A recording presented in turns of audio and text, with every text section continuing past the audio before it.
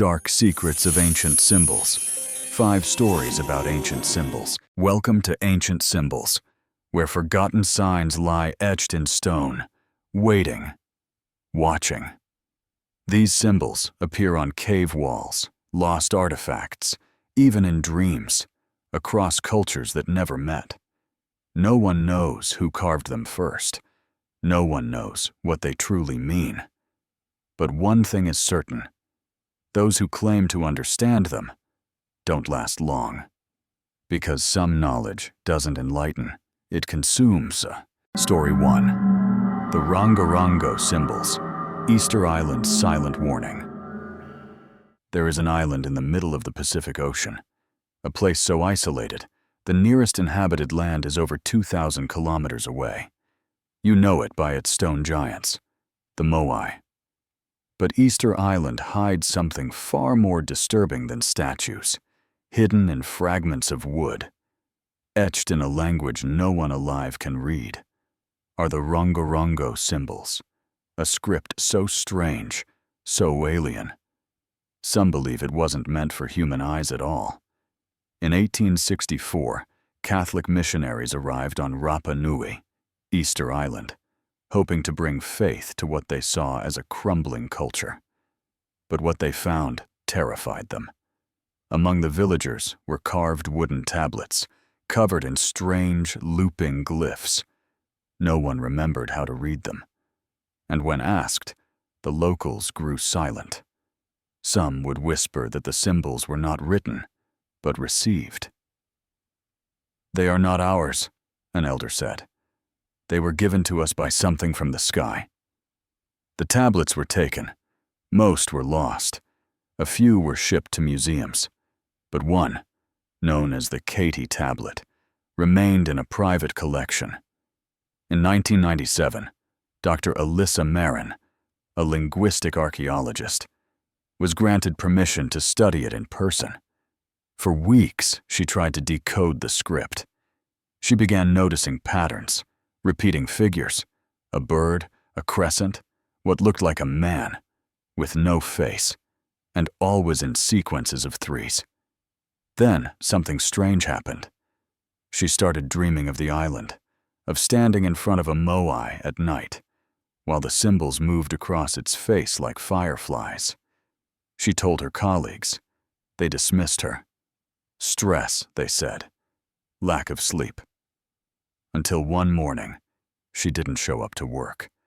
She was found in her apartment, sitting upright at her desk, eyes open, mouth slightly parted, unblinking. She was alive, but unresponsive, and in front of her was the last thing she had written. The symbols are not language. They are a countdown. Since then, several researchers have tried to crack the Rongorongo code. Some claim the glyphs are lunar calendars, others genealogies. But a fringe theory has emerged, one whispered in online forums and late-night radio shows. That Rongorongo was a warning system, a record of contact, with something not of this earth. Supporting this theory are the oral traditions of the Rapa Nui people, long ignored by academics. One legend speaks of the Sky Eaters, beings who arrived during a lunar eclipse, speaking in lights and tones. They taught the people to carve their stories, but not to speak them. Because spoken aloud, the glyphs did not record. They activated. A now-deleted video from 2013 claimed to show one of the surviving tablets being read aloud by a Polynesian speaker. In the background, the room's lights began flickering. Dogs outside howled. The camera glitched. The video ended with a black screen, and a distorted voice repeating a single word. Umu, umu, umu, a term from ancient Rapa Nui, meaning sacrifice. Today, there are only 27 confirmed Rongorongo artifacts left in the world. Many are missing chunks. Some have gone missing entirely. And one, rumored to be buried under a moai, was said to have an entirely different set of symbols. Curved, jagged, rhythmic like waves, more geometric than language, more mechanical. If Rongorongo is a message, the question isn't what it says, it's who it was meant for. Because if it was a warning, we are already too late. And if it's a call, something may already be answering. So the next time you see the towering statues of Easter Island, blank-eyed, eternal, remember, they were built facing inland, not to watch the sea, but to watch what was already on the island. Waiting, silent, writing. Story 2. The Marked Mirror Shard. Romania's reflected curse. Some mirrors crack from accidents, others from what they reveal. But in a quiet Romanian village near the Carpathian Mountains, a broken mirror wasn't just shattered, it was sealed. Because what lived inside it didn't break when the glass did. It was released. In 2006, a team of restoration workers was hired to clean out the ruins of a 19th-century manor in Cluj County, Transylvania. The property had belonged to a minor noble family, the Voicu line, and had been abandoned since 1948. Under a collapsed floorboard in what was once the drawing room, the workers found an ornate mirror frame, scorched and wrapped in layers of cloth. Inside, embedded in one corner, was a triangular shard of glass, still miraculously intact. It bore etched symbols unlike any script the workers recognized, angular, almost claw-like. They assumed it was some kind of decoration. One of the workers, Marian Popescu, pocketed the shard, joking that it might be a vampire's makeup mirror. 3 days later, he was found screaming in his apartment, walls covered in slashes, all facing inward. He couldn't speak, only pointed to the mirror shard, and when investigators examined it under UV light, the symbols glowed. What followed was a string of unexplained events. His girlfriend reported seeing her own reflection blink twice, even when she didn't. Neighbors complained of a humming sound coming from the apartment, low, rhythmic, almost like chanting. And security footage from the hallway outside showed Marian leaving his apartment, but never returning, except he was found inside, with the door still locked from the inside. A Romanian folklorist named Dr. Andrei Vlaicu was brought in to consult. He immediately recognized the symbols. They matched carvings found in a hidden chapel beneath Corvin Castle, associated with a secret religious sect believed to be active during the 1700s.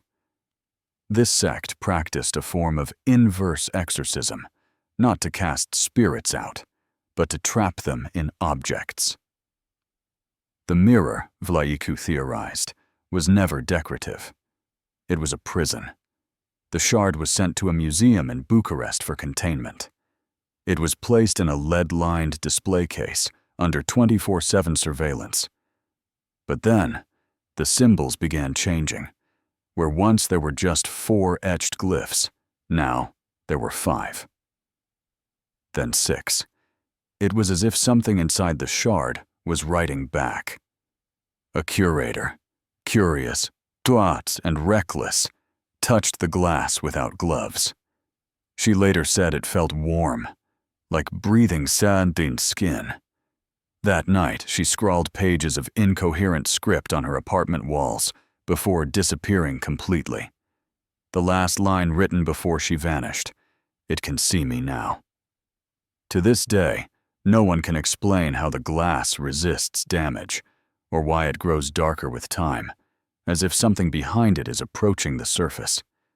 Some say the original mirror was used during a 19th century seance that went wrong. A noblewoman trying to contact her lost child opened a doorway that refused to close, and when she broke the mirror, she didn't stop the curse. She fragmented it. Now, the pieces are out there, and this shard is just one. Romanian occultists warn, if you find a fragment of glass with symbols that seem to shift when you're not looking, Don't touch it. Don't read it aloud. And never, ever look into it during an eclipse, because reflections are meant to mimic. But this one watches, learns, and one day soon, it will reflect something that isn't in your room. Yet. Part 3. The Tombstone Rock. Oklahoma's grave that never stays closed. Some graves are marked with flowers, some with marble, and some with stones that were never meant to be touched. Deep in the backwoods of rural Oklahoma lies a grave with no name. Just a large black rock, half buried, scorched, and cold even in summer. Locals don't call it a tombstone. They call it the anchor, because they say it's the only thing keeping what's beneath it from rising again. In 1993, a group of teenage campers stumbled across the rock in the forest near Boggy Depot, an abandoned frontier town with a reputation for disappearances and strange lights in the sky. The rock was oddly smooth. No inscriptions, no moss, no natural weathering. One of them, 17-year-old Kyle Dunning, joked that it looked like a demon's doorstep. He kicked it. The others laughed. And that night, Kyle disappeared from his tent. No struggle, no tracks. His flashlight was still warm when they found it outside the tent flap, pointing toward the forest. A week later, he came back, naked, pale, covered in dirt. But it wasn't Kyle. Not really. He didn't speak. He didn't blink. And when his mother tried to hug him, he whispered something in a voice that wasn't his. "You let me out. I had to come." The sheriff's office chalked it up to trauma. Kyle was taken to a facility. He never spoke again.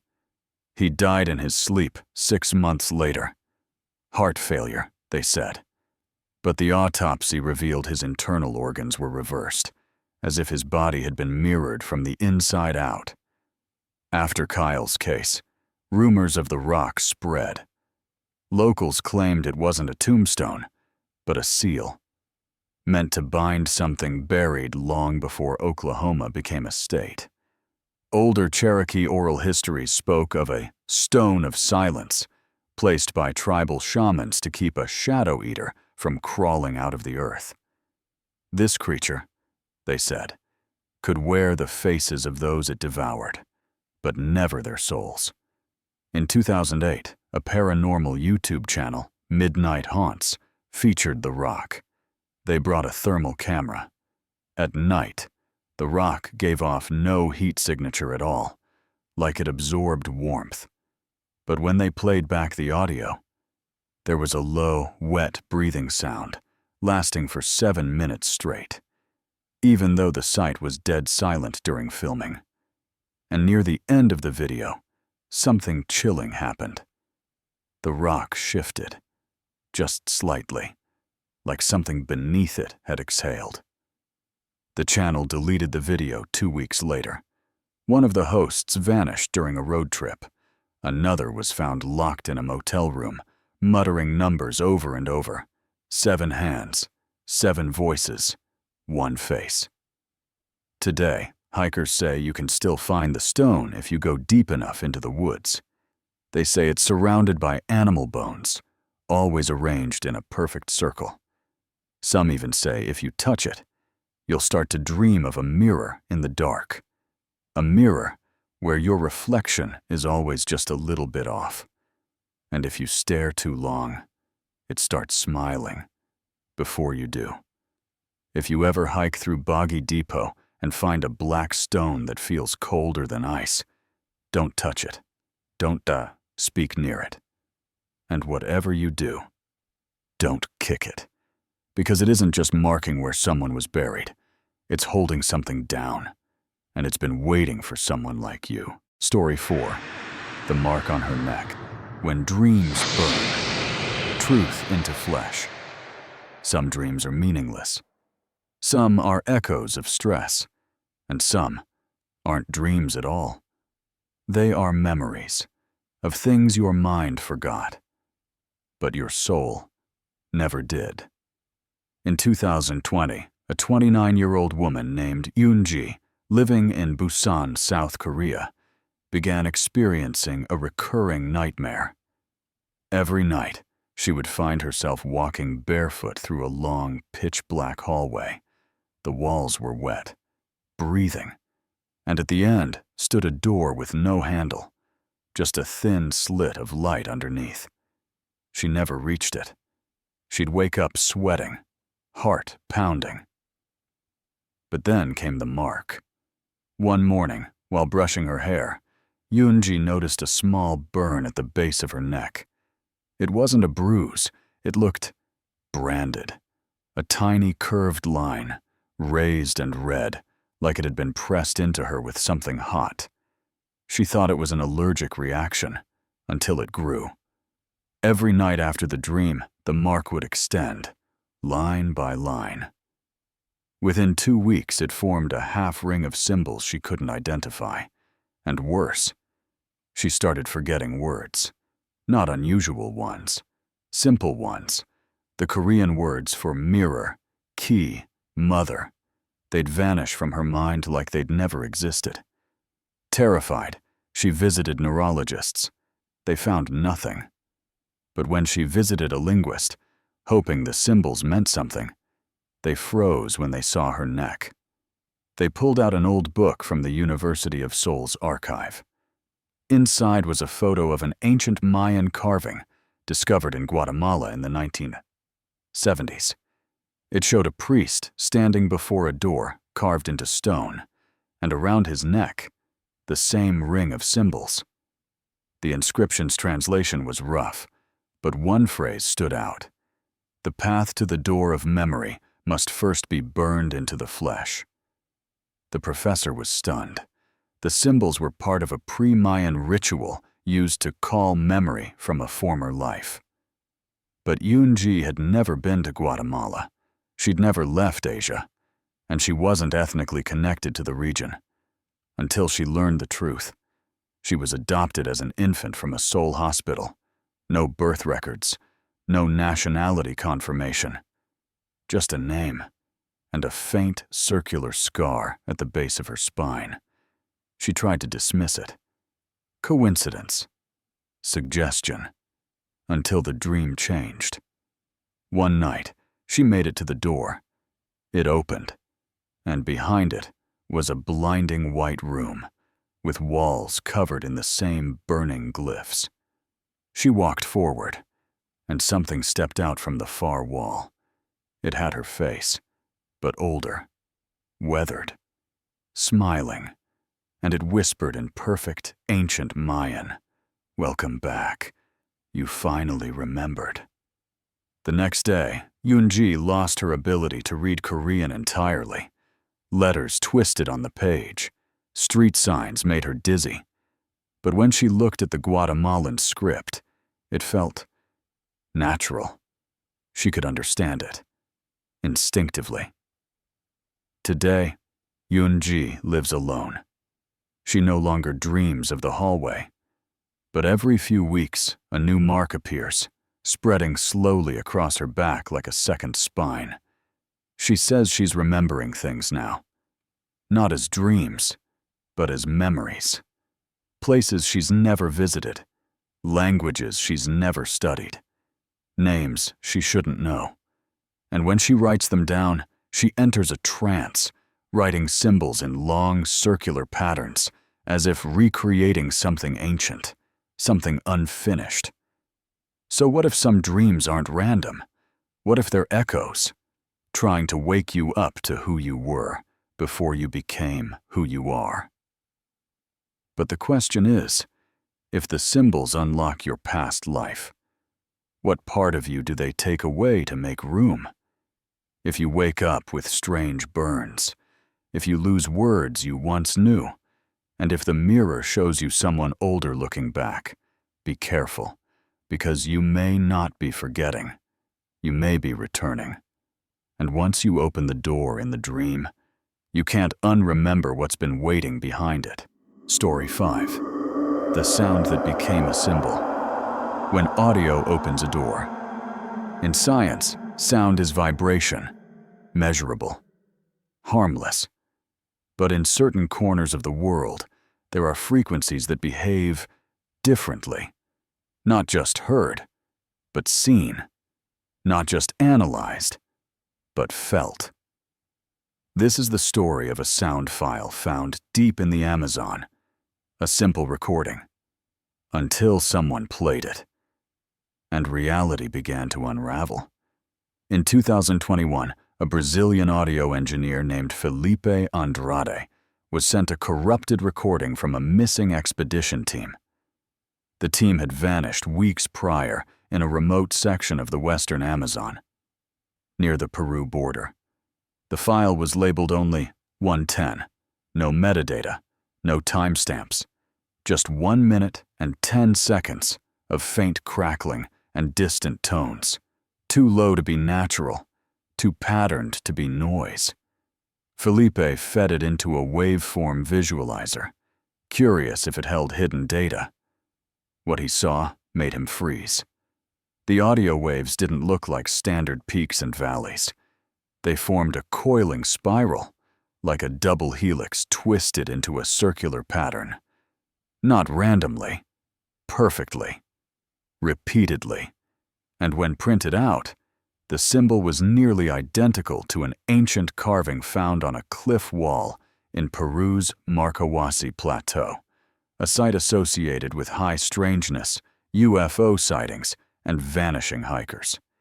Felipe sent the file to 2 colleagues, Lena, a cryptography specialist, and Marcelo, a linguist. All 3 listened to the audio separately.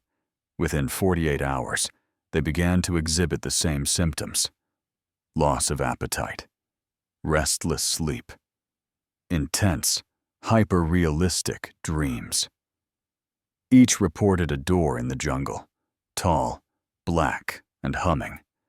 In the dream, they stood before it as it slowly opened. And behind the door, something stepped out. Not human, not hostile, just wrong. By the 3rd night, they began drawing the symbol unconsciously, on napkins, mirrors, walls. They couldn't stop. Felipe was found sketching it on his bathroom tile. When asked why, he said, "It's coming through. This is not just sound. It's an invitation." Then came the 4th day. Lena and Marcelo hadn't eaten. They were unresponsive to phone calls. Each had covered their apartment walls with thousands of variations of the spiral symbol. Felipe's apartment was silent. He was gone. No forced entry. No signs of struggle.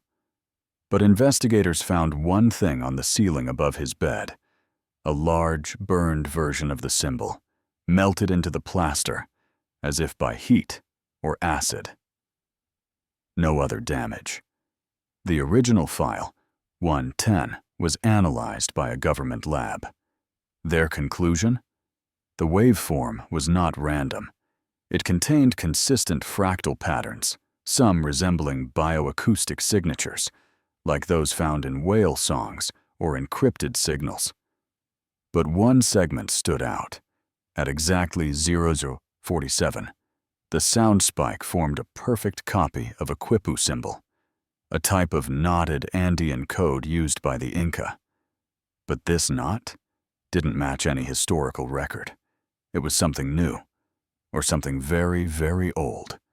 Since then, others who've listened to 110 have reported seeing trees bend in unnatural directions, dreaming in languages they've never studied, finding copies of the symbol in places they've never visited.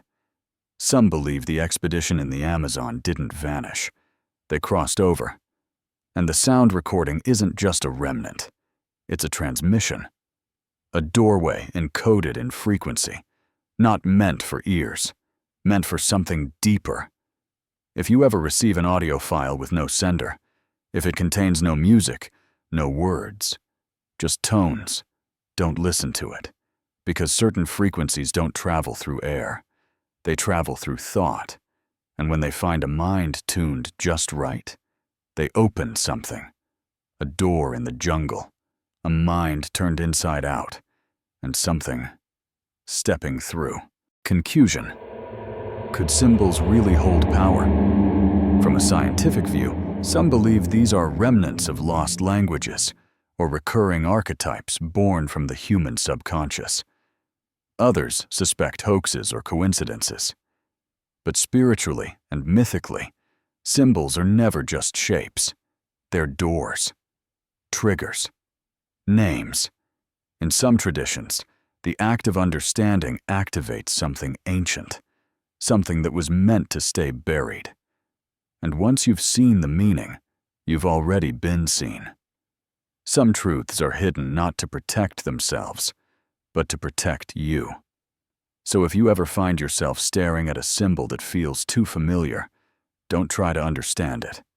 Walk away before it answers back. The world is not always what it seems. If you're ready to keep peeling back the shadows, like, share, and subscribe this video. The truth is just beginning to unfold.